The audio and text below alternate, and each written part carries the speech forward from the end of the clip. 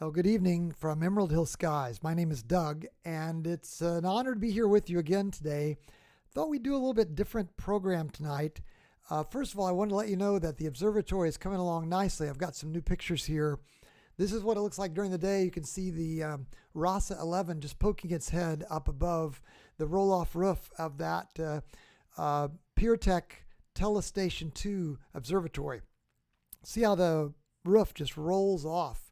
And then in the middle, there's an adjustable height pier, also by PureTech, and it raises the telescope up kind of like a giraffe, peeking its head out of the top of a railroad car. This observatory is fairly empty, as you can see. I'd like to keep it that way if I can, keep it pretty clear of things so that it's nice and clean. It really is working out well, and I'm having a lot of fun with it. Electronically assisted astronomy is a rather complex hobby, though, and I just thought tonight it's probably worth mentioning that. We've been using for some time now an approach for communicating between inside here where I sit in the warmth. It's 72 degrees in here tonight, here at Emerald Hills in our Press Center and Atrium in my office. So I use this little device. It's an Icron Raven 3124 is the model name. It's a little USB hub, so to speak, that lets you convert your USB signals into one USB 3 signal, and then it'll let you convert that into a fiber optic cable signal over fiber optic, and have a device kind of like this out there at the rig rack at the base of the pier. So all the USB signals, they all stream down and flow into the back of that remote unit that Icron makes, and it sends it across the way to this, what you might call your local unit that you have here at your desk on your inside. It can work from 100 meters away or more, about 300 feet. And we're still in the process of getting the observatory all wired up. In the meantime, then, because we don't have the cable run here inside the building from our data closet, data center up to my office, which is on a different level, because we don't have cables run in the wall, I've been just connecting this fiber optic cable to the downstairs in the data closet. And then I just string it through the downstairs, and I get to the staircase and I come up.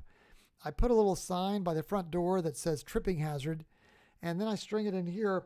Maybe you've seen these fiber optic cables before, as a couple of little fiber optic channels, and those then just, if I can grab the unit again, those just clip into the back of the unit. You take this little rubber deal out and just clip the got too many things in my hands and not enough hands.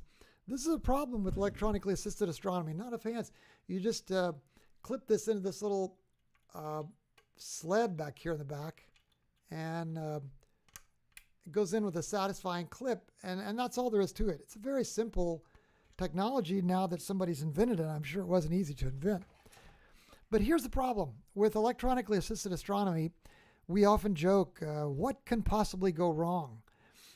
And we say that tongue-in-cheek because we know that a lot of things can go wrong. This hobby is the combination of optical tube assembly, mount, the electronics in the mount, the mirror, and the lens alignment in the optical tube assembly, the camera, the cooling in the camera, the electronics in the camera, the lens in the camera, or sensor, I guess I should say, and then trailing into other things that you use, like, say, for instance, if you're going to live stream like we do here, you need some kind of solution to stay in out of the cold. Right now it's probably, I don't know, somewhere around 30 degrees out there, I would say. So we joke often about what can possibly go wrong. A lot, actually. Like, for instance, last night I came and enjoyed observing here for a while, so I just left the cable on the floor of the building and left my little sign out that says tripping hazard. not realizing that today, during the day, our robotic vacuum, which we have one upstairs called Rocky and the one downstairs is called Bullwinkle. This is Bullwinkle. Not realizing that our robotic vacuum, Bullwinkle, had a mission during the day, and that was to sweep up everything. So Bullwinkle here dutifully swept up every bit of the fiber optic cable that he could sweep, rounded around all these rollers in the bottom.